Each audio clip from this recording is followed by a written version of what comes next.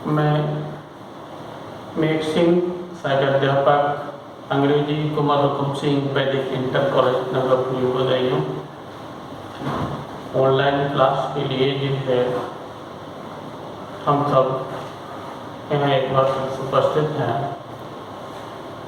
कल मैंने आपको हाई स्कूल 10th क्लास अंग्रेजी का सिलेबस और पेपर का पैटर्न बताया था। उसी क्रम में आज हम अपना टेक्स्ट स्टडी जो है आरम्भ कर रहे हैं। जैसा कि मैंने कल बताया कि जो भी किताब आपके पास अवेलेबल हो, किसी भी प्रकाशन की हो, जो स्टूडेंट्स हाई स्कूल का एग्ज़ाम दे चुके हैं, आपके आसपास हों, उनसे आप ये किताब जो है वो किसी तरीके से हासिल करें, जिससे इस टेक्स्ट स्टडी में आप इसको बेहतर तरीके से समझ पाएँ। और आज प्रोज सेक्शन से हम lesson 1 the ancient pool by C Rajagopalachari, इसको मैं आपको पढ़ने जा रहा हूँ और उसको एक्सप्लेन करने जा रहा हूँ। टाइटल एंशिएंटेड जो वर्ड है, एंशिएंटेड का मतलब होता है जादुई या जादू का, और पूल का मतलब होता है तालाब।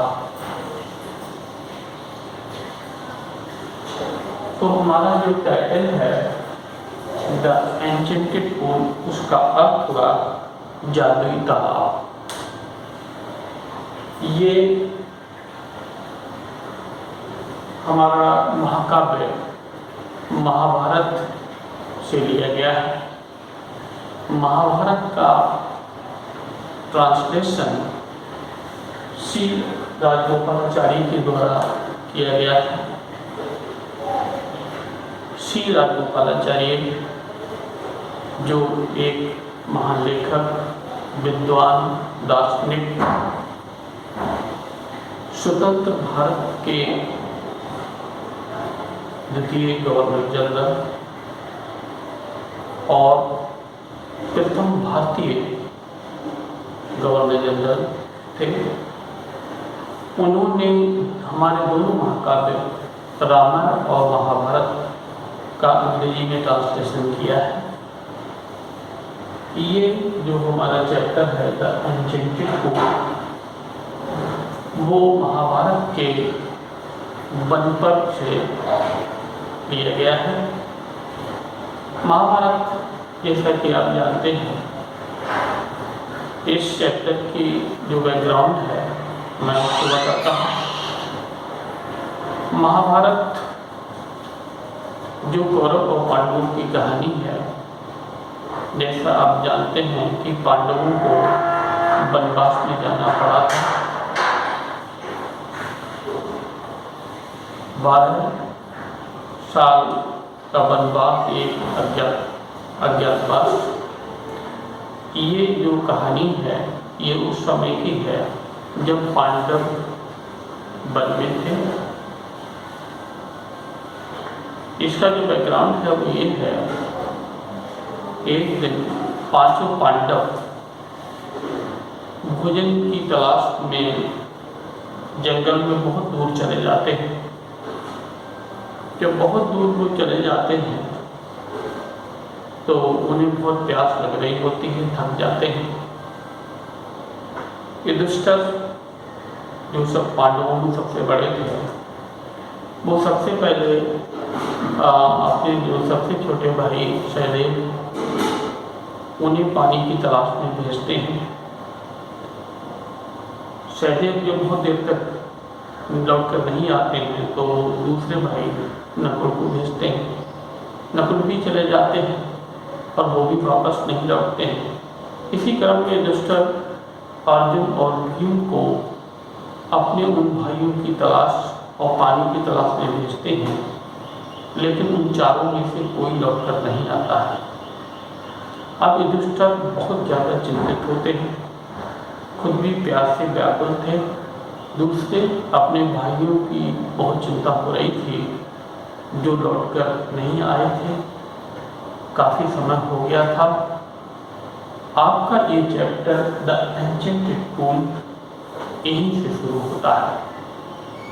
युधिष्ठिर बड़ी व्याकुलता और प्यास से अपने भाइयों की प्रतीक्षा कर रहे हैं और उसके आगे क्या होता है ये चैप्टर जो सी राजगोपालाचारी के द्वारा ट्रांसलेटेड है, इसमें बताया गया है। मैं चैप्टर को पढ़ता हूँ, इसका टेक्स्ट स्टडी। यदि आपके पास बुक्स हों तो आप बुक्स खोल के बैठिए, और नहीं है तो इसको ध्यान से समझने की कोशिश करिए। चैप्टर में जो कठिन वर्ड्स आएंगे उनका वर्ड मीनिंग मैं यहाँ पर लिखने की कोशिश करूँगा, आप उसको नोट कर सकते हैं। चैप्टर पर ध्यान दें। Yudhishthir waited for his brothers in anxiety and thirst in the earth. Yudhishthir अपने भाइयों की प्रतीक्षा बड़ी ही अधीरता और प्यास से कर रहे थे। इसमें एक पर्टिकुलर वर्ड आता है एंजाइटी।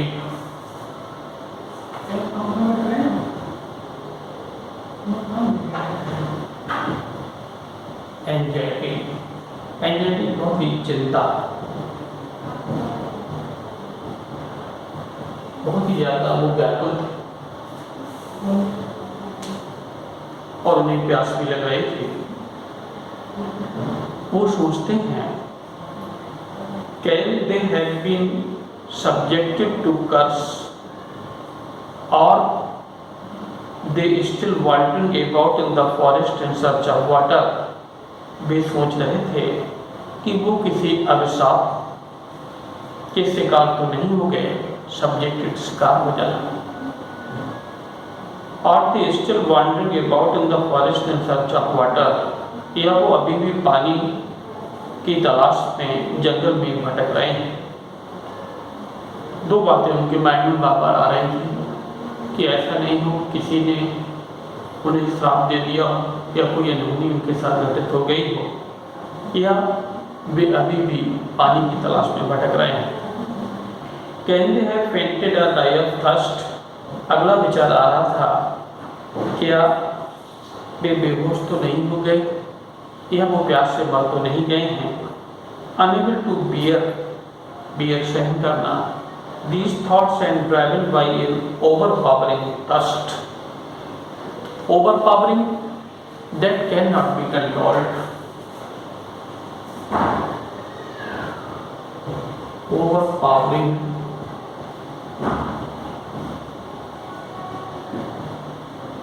uncontrolled, जिसको काबू में न किया जा सके। क्योंकि खुद भी वो बहुत प्यासे थे। He gave up। देखिए गिव अप जो है ये एक फ्रेजल वर्ब है।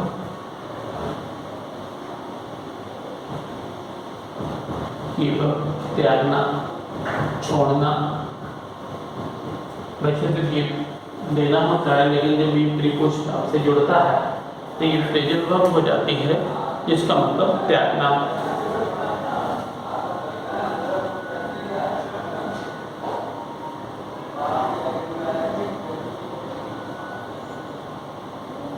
He gave up waiting and started out to look for his brothers and pool, hoping that he might find them. जब वो प्यास से बहुत ही ज़्यादा व्याकुल हो गए, ऐसी प्यास जिसको वो काबू में नहीं कर सकते थे, उन्होंने चिंता करना छोड़ दिया और वो अपने भाइयों की खोज में निकल पड़े, ये आशा करते हुए कि शायद वो उन्हें मिल जाए। युधिष्ठिर proceeded आगे बढ़ना, headed in the direction his brothers had taken and kept on walking through tracks full of wild bears and spotted deer and big forest birds till he came upon a beautiful green meadow। meadow कहते हैं चारागाह, grassland. around a pool of clear water. Yudhishthir उसी दिशा में आगे बढ़े जिधर उनके भाई गए हुए थे। ये रास्ता जंगली भालू, चित्तीदार हिरन, बड़ी बड़ी जंगल की चिड़ियाओं से भरा हुआ था। जैसा कि उस समय बहुत जंगल रहे होंगे। बट व्हेन ही सॉ, और इस रास्ते से होते हुए वो एक ऐसी जगह पर पहुंचते हैं जहाँ एक स्वच्छ पानी का तालाब था, जिसके चारों ओर एक हरा भरा घास का मैदान था। But when he saw him thus lying there like flagpoles, unable to rest and control,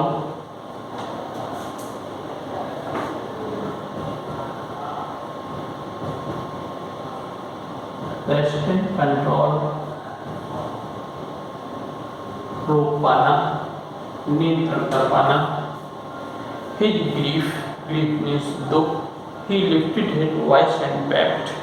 जब उन्होंने अपने भाइयों को वहाँ पर पड़े हुए देखा तो वो अपने दुख पर नियंत्रण नहीं कर पाए और ऊंची आवाज में रोने लगे।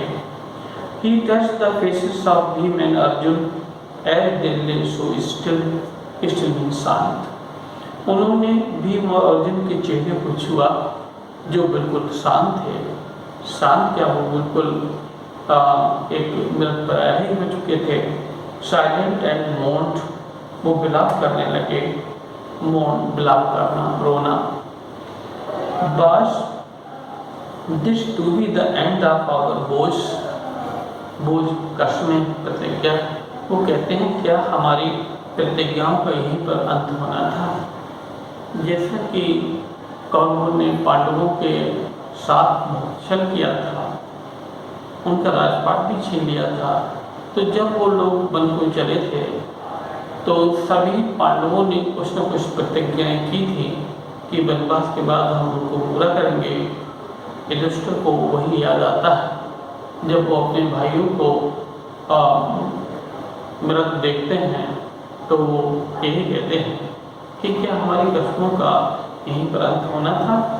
जस्टमेंट our exile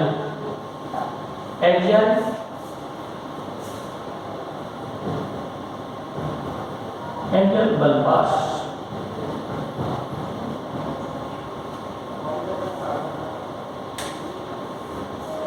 It about to end, you have been taken away। जब हमारा वनवास खत्म होने वाला था, जैसा कि आप महाभारत की कहानी के द्वारा जानते हैं, पांडवों को 12 साल वनवास, 1 साल अज्ञातवास में काटना था। तो ये घटना लगभग जो है उस समय की रही होगी जब उनका जो वनवास था खत्म होने वाला था और अज्ञातवास शुरू होने वाला था। युधिष्ठिर उसी को पॉइंट आउट करते हैं कि जब हमारा वनवास खत्म होने वाला था तब आपको छीन लिया गया। Even the gods have forsaken, छोड़ना, meaning my misfortune means दुर्भाग्य। यहाँ तक कि देवताओं ने भी इस दुर्भाग्य में मुझे अकेला छोड़ दिया। As he looked at their mighty limbs powerful, शक्तिशाली, और limbs का मतलब parts of body, शरीर के अंग, now so helpless, he sadly wondered, आश्चर्य प्रकट करना, who could have been powerful enough to kill them। जब वो उनके शक्तिशाली शरीरों को देख रहे थे जो इतने असहाय थे, वो बहुत दुखित होकर ये सोच रहे थे आखिर इतना कौन शक्तिशाली हो सकता है जिसने इन्हें मार दिया। जैसा कि सभी जो 5 पांडव थे वो बहुत शक्तिशाली थे। भीम, जिनको ऐसा माना जाता है कि 16,000 हाथियों का बल था, और अर्जुन जो थे वो अपने समय के सर्वश्रेष्ठ धनुर्धर थे। तो ये बहुत आश्चर्य की बात थी युधिष्ठिर के लिए, आखिर इनसे भी शक्तिशाली कौन हो सकता है जिसने इन्हें मार दिया। Then he too descended उतरना, into cold drawn to water by overpowering thirst। और जैसा कि उन्हें बहुत प्यास लग रही थी जिसको वो काबू नहीं कर पा रहे थे, वो खुद उस तालाब में उतरे। At once the voice without forming through, बाण में चेतावनी देना।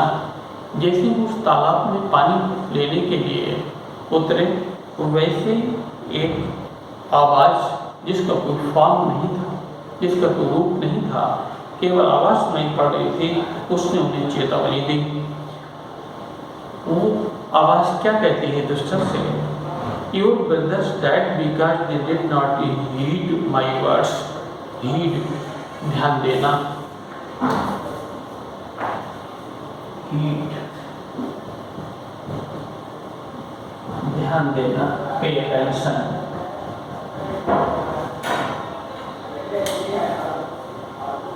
Heed my words.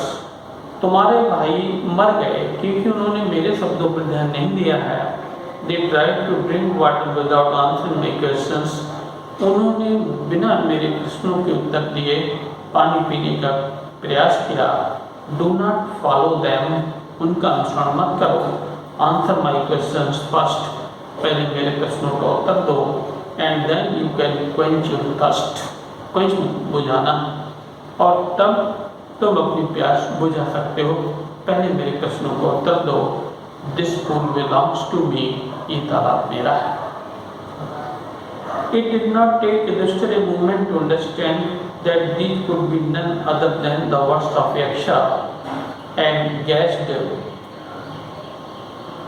what had happened to his brothers. Yudhishthir को ये समझने में एक क्षण भी नहीं लगा कि ये किसी अन्य के शब्द नहीं है, बल्कि किसी यक्ष के शब्द हैं, और उन्होंने अनुमान लगा लिया कि उनके भाइयों के साथ क्या घटित हुआ होगा। यक्ष देवताओं और मनुष्य के बीच की कड़ी हुआ करते थे। हमारी मैथोलॉजी के अनुसार जो कोई भी रूप जो है वो धारण कर सकते थे।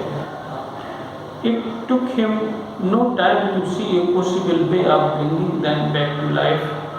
और उन्हें ऐसा लगा कि संभव तरीका हो सकता है कि वो अपने भाइयों के जीवन को वापस ला सकते हैं। He said to the bodiless voice. उन्होंने उस शरीर विहीन आवाज से कहा, Please ask your questions. कृपया अपने प्रश्न पूछिए। The voice put questions rapidly, तेजी से बना परिणाम। वो आवाज एक के बाद दूसरा क्वेश्चन बहुत तेजी से कर रहे थे।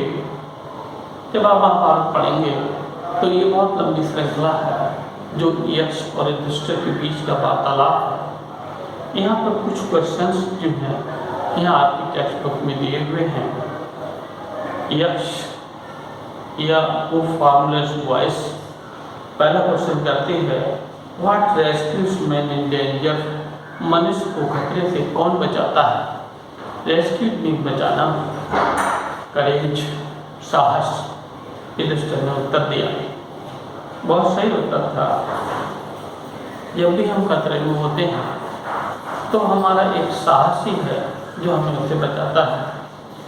अगला क्वेश्चन यक्ष ने किया, by the study of which science does man become wise? और वो कौन सा विज्ञान है जिसके पढ़ने से व्यक्ति बुद्धिमान हो जाता है? Not by study any shastra does man become wise. Yudhishthir उत्तर देते हैं, किसी शास्त्र का अध्ययन करने से नहीं, किसी शास्त्र का अध्ययन करने से कोई व्यक्ति बुद्धिमान नहीं होता। It is by association, association संगति with the great in wisdom that gets wisdom. ये बुद्धिमान लोगों की संगति होती है जिससे व्यक्ति बुद्धिमान होता है। विजडम, विजडम ज्ञान, ज्ञानी सद्ज्ञान को विजडम कहते हैं। द यक्ष आस्क्ड, यक्ष ने फिर पूछा, what is swifter than the wind? हवा से भी ज़्यादा तेज क्या है? स्विफ्टर, शिफ्ट का कंपैरेटिव डिग्री, तेज, और विंड मीन्स हवा। युधिष्ठिर ने उत्तर दिया, माइंड, मन। मन की गति जो है वो हवा से भी ज़्यादा तेज। हवा इतनी तेजी से किसी जगह पर नहीं पहुंच पाती है जितना हमारा मन। मन जहाँ के बारे में हम सोचते हैं तुरंत ही वहाँ पहुँच जाते हैं।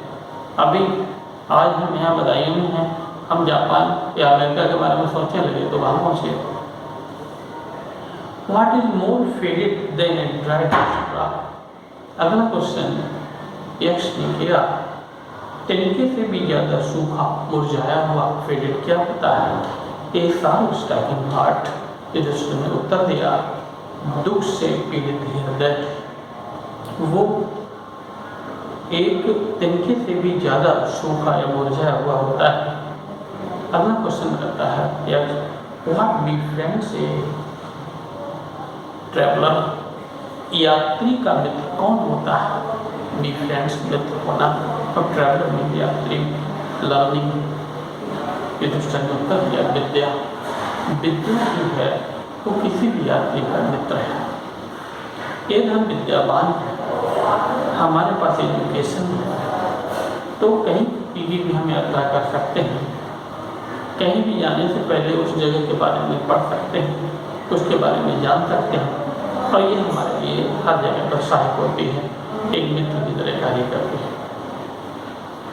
Who is the friend of one who stays at home?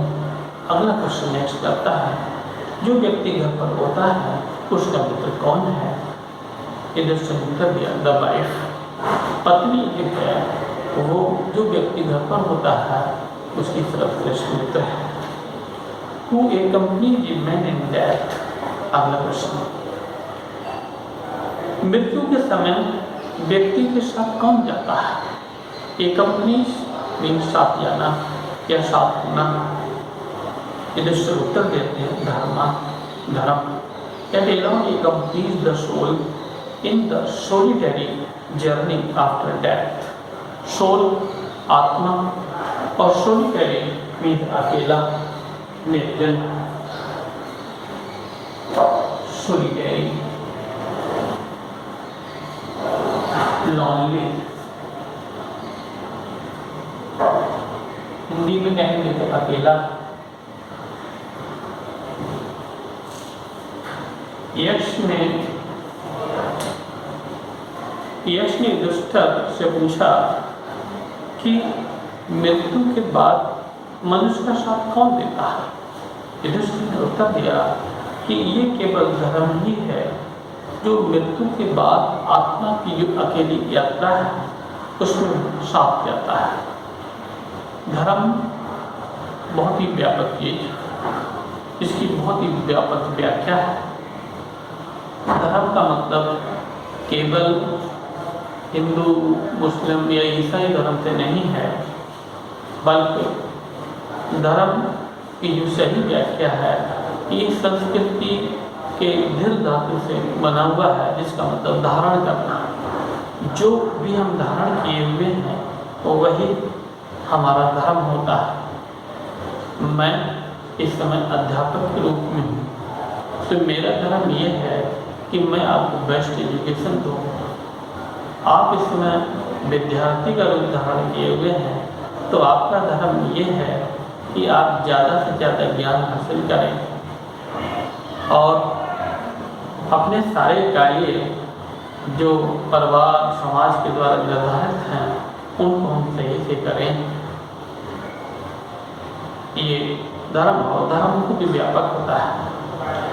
अगला क्वेश्चन किया, which is the biggest vessel pot बर्तन?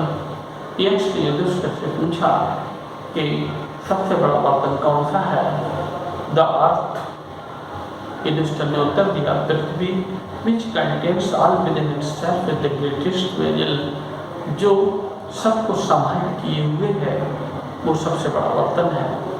जैसा कि हम देखते हैं कि ये जो हमारी पृथ्वी है, पहाड़, नदियाँ, समुद्र, वन, सब तो अपने आप में संभाल किए हुए है, तो ये सबसे बड़ा बर्तन है। What is happiness? यक्ष ने अगला क्वेश्चन किया, प्रसन्नता क्या है? युधिष्ठिर ने उत्तर दिया, happiness is the result of good conduct. Conduct में आचरण, अच्छे आचरण का परिणाम प्रसन्नता होती है।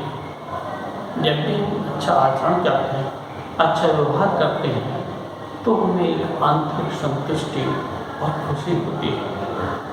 तो खुशी जो है वो अच्छे आचरण का परिणाम होती है। What is that by giving up? त्यागना। Which man becomes loved by all? अगला क्वेश्चन ने पूछा, वो क्या है जिसके त्यागने से व्यक्ति सबका प्रिय हो जाता है? युधिष्ठिर ने उत्तर दिया, प्राइड, घमंड।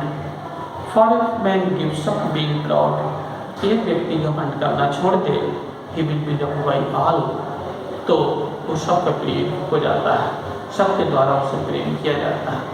ये हमारा घमंड या अहंकार ही है जो हमें दूसरों से अलग करता है या दूसरों के प्रेम से हमें वंचित करता है। अगला क्वेश्चन किया, what is the last in हानि विच यील्ड्स, प्राप्त करना, जॉय एंड नॉट सॉरो? वो कौन सी हानि है जिसके होने से आनंद मिलता है न कि दुख? वैसे तो सामान्यतः हमें किसी भी चीज़ की हानि या लॉस होता है तो हमें दुखित होता है, लेकिन एक ऐसी हानि भी है जिसके होने से हमें दुख नहीं आनंद आता है। युधिष्ठिर ने उत्तर दिया, एंगर, क्रोध, गुस्सा। If we give up being angry, यदि हम नाराज होना छोड़ दें, we will no longer be subject to sorrow, तो फिर हमें दुखी होना नहीं पड़ेगा। क्रोध बहुत सारी समस्याओं का, बहुत सारी उलझनों का कारण होता है, इसलिए हमें कभी भी गुस्सा नहीं करना चाहिए, क्रोध पर नियंत्रण करना चाहिए। गीता में बहुत अच्छी बात लिखी है। गीता ये कहता है, क्रोध से स्मृति का नाश होता है, स्मृति का नाश होने से बुद्धि का नाश होता है, बुद्धि का नाश होने से विवेक का नाश होता है, और विवेक का नाश होने से व्यक्ति का नाश होता है। तो शुरुआत व्यक्ति की जो बर्बादी से होती है वो क्रोध से होती है। बहुत ही मशहूर साइकोलॉजिस्ट और वैज्ञानिक सिगमंड फ्रायड कहता है, anger is the fit of madness, क्रोध पागलपन का एक दौरा है। यदि आपको क्रोध आया हुआ है तो आप सामान्य स्थिति में नहीं, बल्कि ये एक तरीके का पागलपन का दौरा है। तो हम सबको क्रोध से जरूर बचना चाहिए। आगे ये समझता है युधिष्ठिर से, what is that by giving up which a man becomes rich? वो क्या है जिसके त्यागने से व्यक्ति अमीर हो जाता है? डिजायर, इच्छा। युधिष्ठिर ने उत्तर दिया, if man gives up being greedy, एक व्यक्ति लालच करना छोड़ दे, he will become wealthy, तो वो धनी हो जाता है। What makes one a real Brahmin? यक्ष ने युधिष्ठिर से अगला क्वेश्चन किया, वो क्या है जो व्यक्ति को वास्तव में ब्राह्मण बनाता है? कि ये वक्त, क्या ये जन्म है? गुड कंडक्ट, अच्छा आचरण है, और लर्निंग या विद्या है? आंसर डिसिसिवली, सोच समझ कर उत्तर दीजिए। युधिष्ठिर ने उत्तर दिया, birth and learning do not make one a Brahmin, जन्म और विद्या किसी को ब्राह्मण नहीं बनाते।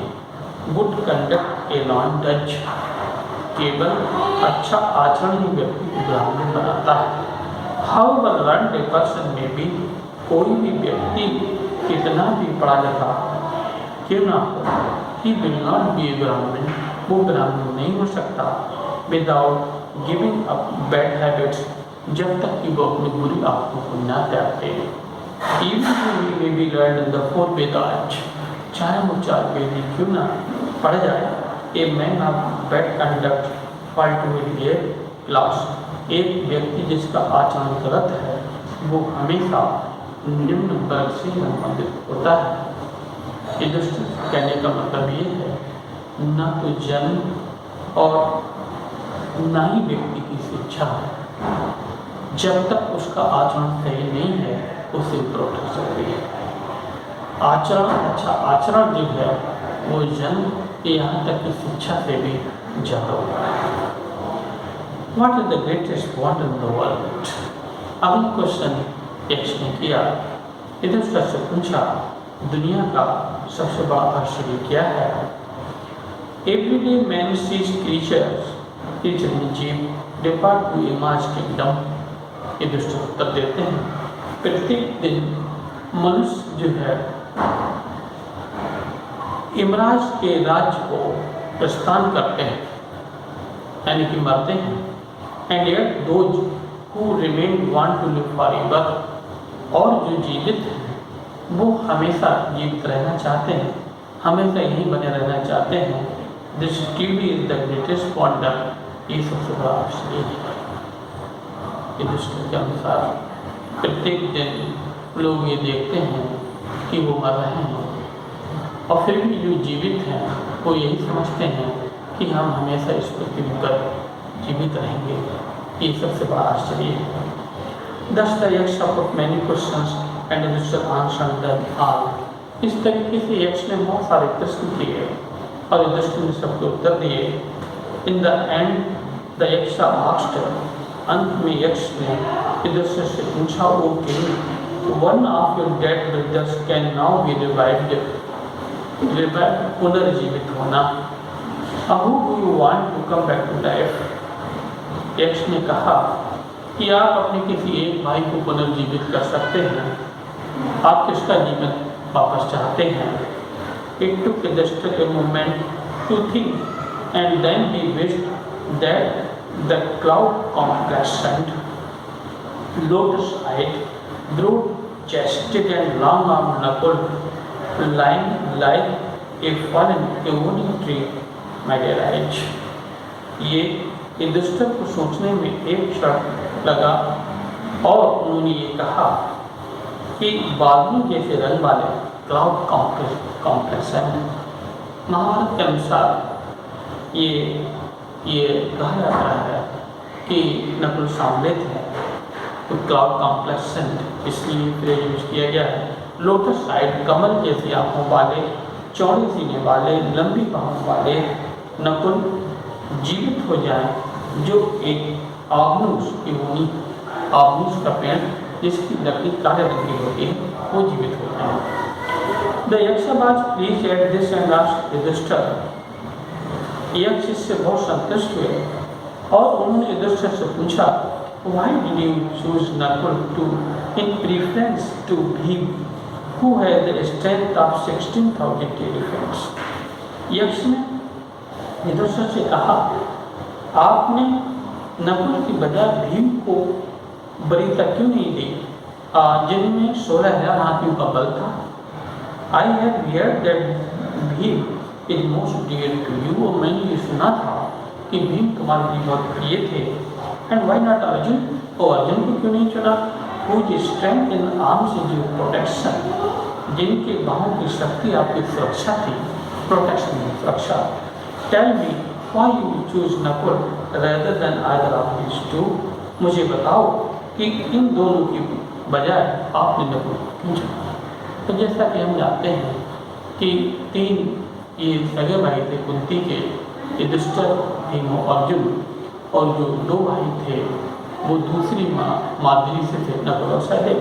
तो यक्ष वही बात पूछता है। युधिष्ठिर ने उत्तर दिया, ओ यक्षा, धर्म is the only shield of man, धर्म व्यक्ति की एकमात्र ढाल है, शील्ड कहते हैं ढाल। एंड नॉट भीम और अर्जुन, भीम या अर्जुन उनकी सुरक्षा या ढाल नहीं है, बल्कि उनकी जो ढाल है वो केवल धर्म है। इफ धर्म इज गिवन अप, ये धर्म को छोड़ दिया जाए, मैन विल बी ल्यूड, तो व्यक्ति बर्बाद हो जाएगा। Kunti and Madri were the 2 wives of my father, Kunti और माद्री मेरे पिता की 2 पत्नियां थी। I am alive a son of Kunti, मैं कुंती पुत्र जीवित हूँ। And so she is not completely believed, इसलिए वो पूर्णतः वंचित नहीं है। वो कहते हैं जैसे कि मेरे पिता की 2 पत्नियां थी, कुंती और माद्री, तो मैं जो कुंती का पुत्र हूँ एक जीवित है। In order that scales with the आयु ऑफ जस्टिस, न्याय में भी इवन में बराबर होना, न्याय का तराजू बराबर रहे आई आज दैट माद्री सन नकुल भी रिवाइव पुनर्जीवित होना, इसलिए मैं ये चाहता हूँ कि माद्री का बेटा नकुल पुनर्जीवित हो जाए, कि हिसाब बराबर रहेगा, एक कुंती का जीवित रह जाएगा मैं, और एक माद्री का नकुल जीवित रह जाएगा। द यक्ष was most pleased with Yudhishthira's impartiality, निष्पक्षता, and granted that all his brothers would come back to life, और उन्होंने ये वरदान दिया कि उनके सारे भाइयों का जीवन वापस आ जाए या वो पुनर्जीवित हो जाए।